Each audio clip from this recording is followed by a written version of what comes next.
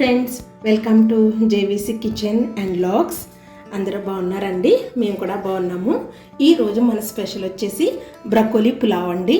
Broccoli పులావ్కి మనం తీసుకున్నవన్నీ కూడా నేను చూపిస్తాను. ఇది బ్రకోలీ ఇదిగోండి, ఈ సైజులో మనము అంటే ఫ్రై చేసినప్పటికీ కొంచెం ఓపెన్ అవుతాయి కాబట్టి నేను మీడియం సైజులో తీసుకున్నాను. అలానే 1 టమాటో తీసుకున్నాను. ఒక ఆనియన్ అంటే ఉల్లిపాయ పెద్ద ముక్కల కింద కట్ చేసి పెట్టాను. ఇలాగా ఒక 5-4 అంటే మన స్పైస్ని బట్టి మనం తీసుకోవచ్చు.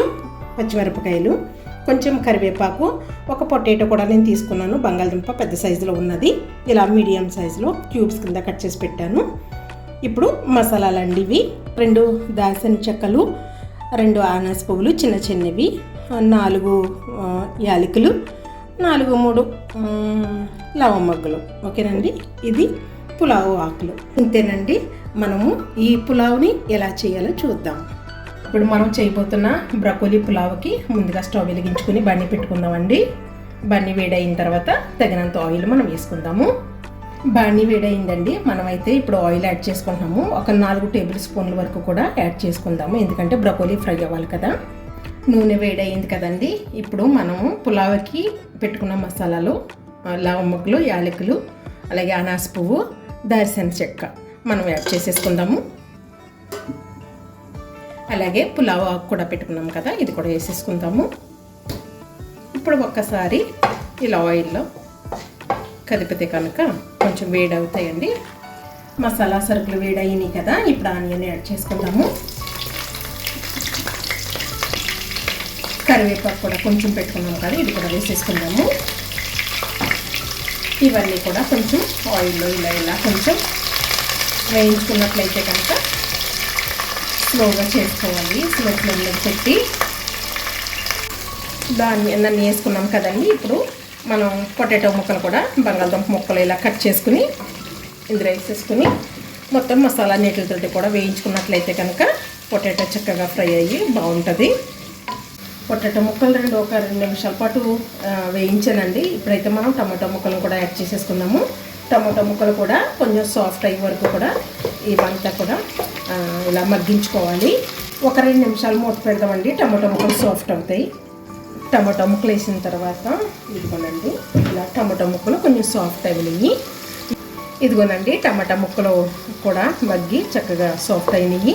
ఇప్పుడు మనము దీనికి కొంచెం అల్లము వెల్లుల్లి పేస్టు 1 టేబుల్ స్పూన్ నేను యాడ్ చేసుకుంటున్నాను. దీని అంతటిని కూడా కొంచెం ఇలా పచ్చివాసన పోయేంత వరకు, కమ్మటి వాసన వస్తుందండి, మనం కొంచెం సేపు వేయించుకోవాలి. నేను 1/2 టీ స్పూన్ పసుపు వేసుకుంటున్నాను. ఇదిగోనండి, కారం అయితే నేను చిన్న స్పూన్ కాబట్టి 1 స్పూన్ వేసుకుంటున్నాను. ఉప్పు అయితే రుచికి తగినంతగా మనం వేసుకోవాలి. ఇప్పుడు ఇవన్నీ కూడా కలిసేంత వరకు ఈ మసాలాను కలిపేసుకుంటాము.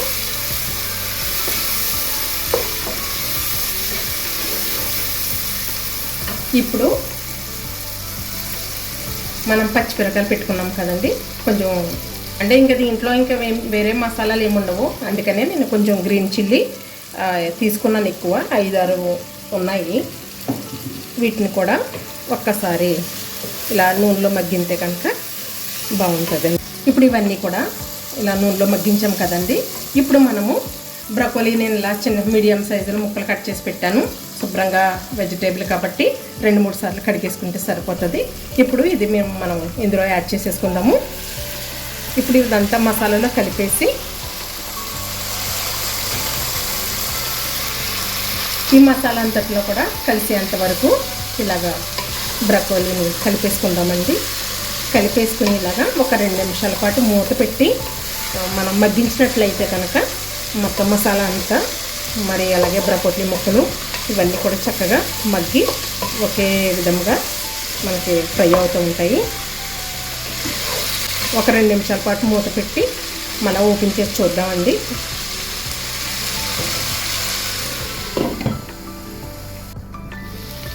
ఇదిగోనండి, బ్రకోలీ యాడ్ చేసిన తర్వాత నేను మసాలాలన్నీ వేసిన తర్వాత అప్పుడు నేను ఇలా మూత చేసి పెట్టాను కదా.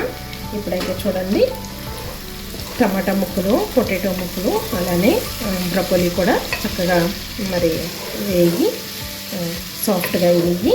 ఇప్పుడు మనము నేను ఫ్రెష్ రైస్ రెడీ చేసి పెట్టుకున్నానండి ముందు. రైస్ని ఇప్పుడు దీనిపైన యాడ్ చేసేసుకుందాము. ఇదిగోనండి, నేనైతే 1/2 కిలో రైస్ ముందుగానే రెడీ చేసుకుని పెట్టుకున్నాను. ఇది ఫ్రెష్ రైసు. ఇప్పుడు మనము ఈ మసాలా మీద ఇలా వేసేసుకుని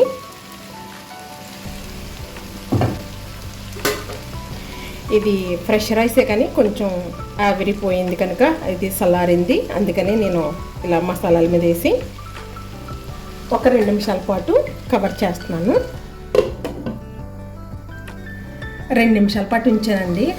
మరి ఇప్పుడు మనమైతే కనుక ఇప్పుడు ఈ రైస్ అంతా కూడా మసాలా కలిసేంత వరకు కలుపుకుందాం స్లోగాను. ఎందుకంటే ఈ రైస్ అంతా కూడా ఈ మసాలాలో మిక్స్ అవ్వాలి.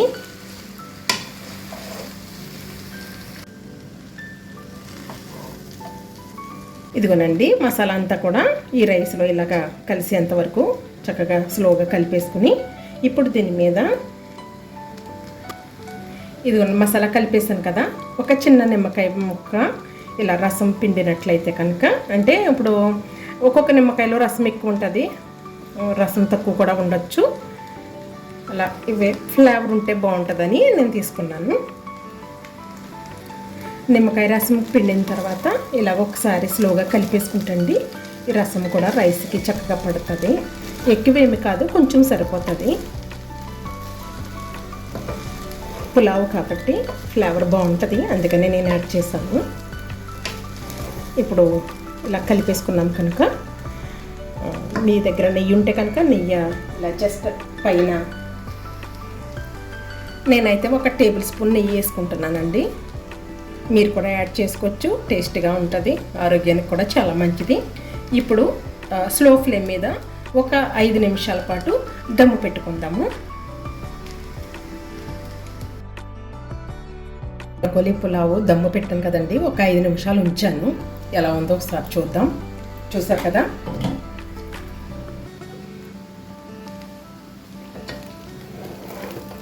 ఇదిగోనండి పులావు చక్కగా దమ్ అయింది. చాలా టేస్టీగా కూడా ఉంటుంది, హెల్తీ కూడాను. మనము ఫ్రెష్ రైస్తో చేసుకోవచ్చు, లేదంటే మిగిలిన అన్నంతో కూడా చేసుకోవచ్చు. ఇదే రైసు ఒకవేళ మనం నాన్ వెజ్లో చేసుకోవాలి అనుకుంటే కనుక ఎగ్ కూడా ఫ్రై చేసుకుని మనం ఇందులో యాడ్ చేసుకోవచ్చు, చికెన్ కూడా ఫ్రై చేసుకుని యాడ్ చేసుకోవచ్చు. కానీ నేను వెజిటేబుల్గా మేము ఇష్టపడతాము కనుక మేము ఇలా రెడీ చేసుకున్నానండి. మరి మా బ్రొకోలీ పులావ్ నచ్చినట్లయితే మన ఛానల్ని సబ్స్క్రైబ్ చేసుకుని లైక్ చేసి షేర్ చేసి కామెంట్ చేయండి. మరొక వీడియోతో కలుసుకుందాం. Thanks for watching.